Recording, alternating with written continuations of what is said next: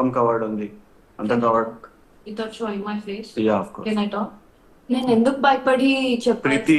మాట్లాడుతుందంట. Yeah, yeah. Minimum respect. చెప్పండి ప్రీతి గారు. పర్లేదు నాన్న, మాస్క్ పెట్టుకుని రా నువ్వు. మాస్క్ పెట్టుకుని రండి, పర్లేదు. మీ ముఖం ఏం కనిపించకుండా చున్నీ అయినా ముఖానికి అడ్డు పెట్టుకోండి, ఇబ్బంది ఏం లేదు. యాక్చువల్ గా నేను తనతో మాట్లాడాల్సిన రీజన్ ఎందుకు అంటే, ఓకే, తన దగ్గర ఉదయ్ ఫోన్ ఉందన్న విషయం నాకు తెలుసు. నేను ఉదయ్కి కూడా గత 1 year నుంచి చెప్తుంది ఇదే, ఉదయ్ నువ్వు వెళ్ళి నీ ఫోన్ తెచ్చుకో ఉదయ్ ప్లీజ్, అందులో నీ ఫొటోస్ కాకుండా నా ఫొటోస్ కూడా ఉన్నాయి Uday, please take a stand for me అని చెప్పి నేను ఉదయ్కి చాలా చెప్పడం జరిగింది.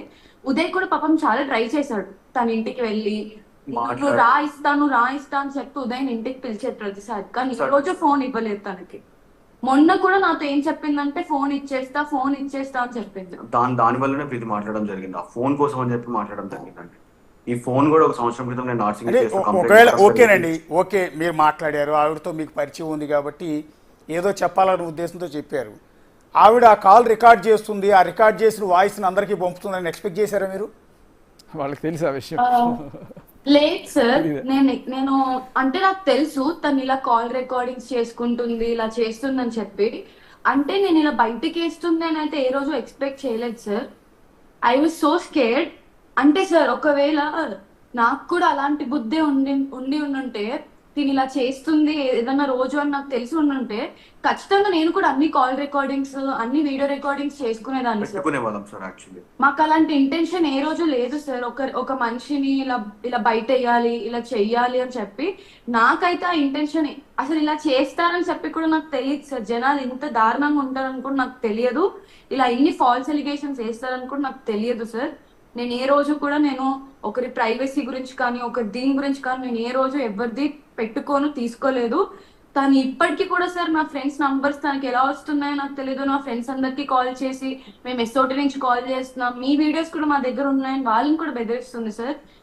అండ్ నా ఫొటోస్ వీడియోస్ ఏవైతే తన దగ్గర ఉన్నాయో దట్ ఈస్ జస్ట్ మీ. అంటే ఇప్పుడు ఒక నార్మల్ హ్యూమన్ బీయింగ్ సోషలైజ్ అవ్వడం తప్ప సార్, దాంట్లో నేనేం తప్పు చేయట్లేదు కదా సార్. ఆ వీడియోస్ అన్ని మీరు వేస్తుంటే this is defaming me sir. This is what she wanted and this is what she is doing. Sir అయిపోయింది, చేసేసింది. ఇంకేముంది సార్, నా ఫేస్ లీక్ అయింది, నా ఫొటోస్ లీక్ అయ్యాయి, అన్ని లీక్ అయిపోయాయి. ఇంకేముంది సార్ ఇంతకంటే నా డిఫేమ్ చేయడానికి? ఖచ్చితంగా తప్పండి. ఇది కాదు, చాలా పెద్దది సార్. ఇవన్నీ మా ఫ్యామిలీ తీసుకోలేదు. ఇది తనకి day 1 నుంచి తెలుసు. తనకి నా పర్సనల్ విషయాలు అన్ని తెలుసు. తనకు తెలుసు ప్రీతిని మెంటల్ టార్చర్ ఎలా చేయాలి, ప్రీతిని సూసైడ్ ఎలా చేసుకునేటట్టు చేయాలి అనే విషయం తనకి తెలుసు. అందుకే తను ఇవన్నీ చేస్తుంది సార్. తన దగ్గర ఫోన్ ఉన్నంత వరకు మిస్యూజ్ చేస్తూనే ఉంటుంది ఆ ఫోన్ ని. తన ఫోన్ కూడా మిస్యూజ్ చేస్తుంది సార్. తన దగ్గర అసలు తన ఫోన్ తీసుకొని చూడండి సార్, ఎంతమంది పర్సనల్ డేటా ఉన్నాయి, ఎంతమంది ప్రైవేట్ ఫొటోస్ ఉన్నాయి, అవన్నీ చూడండి మీరు. ఒక అబ్బాయి ఇలాగే ఆత్మహత్య చేసుకున్నాడు సార్. ఆ అబ్బాయి పేరేంటి? అర్పిత్. దేనికి ఆత్మహత్య చేసుకున్నారండి? అర్థం కాదు. దేనికి ఆత్మహత్య చేసుకున్నారండి? సో బేసిక్ గా ఆ అబ్బాయి కూడా చాలా లాంగ్ బ్యాక్ అండి జరిగింది, మాకంటే ముందు జరిగింది. ఆ అబ్బాయి కూడా ఇలాగే డ్రగ్స్ బారిన పడటం జరిగింది తినతో పాటికే.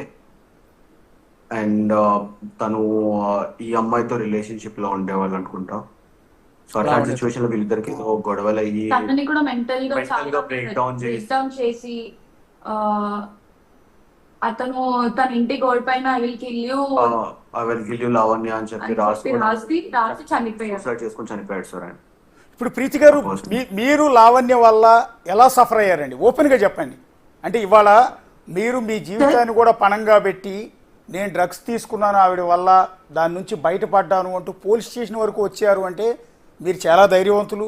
మీకు నిజంగా హ్యాట్స్ ఆఫ్. ఎందుకంటే ఎంతోమంది జీవితాలతో ముడిపడి ఉంది ఈ వ్యవహారం. అయినా కూడా 23 ఏళ్ల అమ్మాయి ధైర్యంగా పోలీస్ స్టేషన్కి వచ్చిందంటే మీడియా అందరి తరఫున మీకు మేము నిజంగా అప్రిషియేట్ చేస్తూ ఉన్నాం. సో ఈ నేపథ్యంలో అసలు ఎలా సఫర్ అయ్యారు, ఎలా డ్రగ్కి అడిక్ట్ అయ్యారు? సార్ తనే నాకు నోట్లో కుక్కి మరి చేపించిన రోజులు కూడా ఉన్నాయి సార్. నేను నిద్రపోతుంటే నన్ను లేపి మరి గుంజుకొచ్చి చేపించిన రోజులు ఉన్నాయి. దీనికి సంబంధించిన ఆడియో రికార్డింగ్స్ ఇవన్నీ కూడా నా దగ్గర ఉన్నాయి సార్. అండ్ లైవ్ సాక్షి నేనే చెప్తున్నాను. అండ్ ఉదయ్ కూడా ఉన్నాడు ఆ రోజు. ఉదయ్ ముందే చేసింది ఇదంతా కూడా. అక్కడ మిగతా వాళ్ళు చాలా నలుగురు పీపుల్ కూడా ఉన్నారు. నేను ఇప్పుడు నన్ను బయటికి తీసుకొచ్చింది సార్. నా పేరు తీసి నన్ను బయటికి తీసుకొచ్చింది తనే సార్. నేను వేరే సార్ ఎవరి లైఫ్ లో వాళ్ళకి ప్రాబ్లమ్స్ ఉంటాయి సార్. వాళ్ళని కూడా ఇలా రోడ్డుకి లాగలేను కదా సార్ నేను. మీరు చూసారు కదా, మీరు రండి, మీరు చెప్పండి అని చెప్పి వాళ్ళ జీవితాలు కూడా నేను రోడ్డుకి వేయలేను కదా సార్ తనలాగా. టోటల్గా మీతో పాటు ఎంతమంది ఇలా డ్రగ్ అడిక్ట్ అయ్యారండి? పేర్లొద్దు, ఎంతమంది అండి? అంటే లావణ్య గారి దగ్గర డ్రగ్స్ తీసుకుని వాటికి అడిక్ట్ అయ్యి ఎంతమంది ఉంటారు సార్? ఉండడం అయితే నాకు తెలిసినంత వరకు తిను నాతో చాలా గేమ్స్ ఆడింది సార్. చాలా manipulative. She's a psychopath, she's a sadist sir. ఎప్పుడు చూసినా అంటే ఒకడు ఏడుస్తుంటే తనకు నవ్వు వస్తుంది సార్. That's actually true. మీరు నమ్మరు. నేను ఒక్క సెకండ్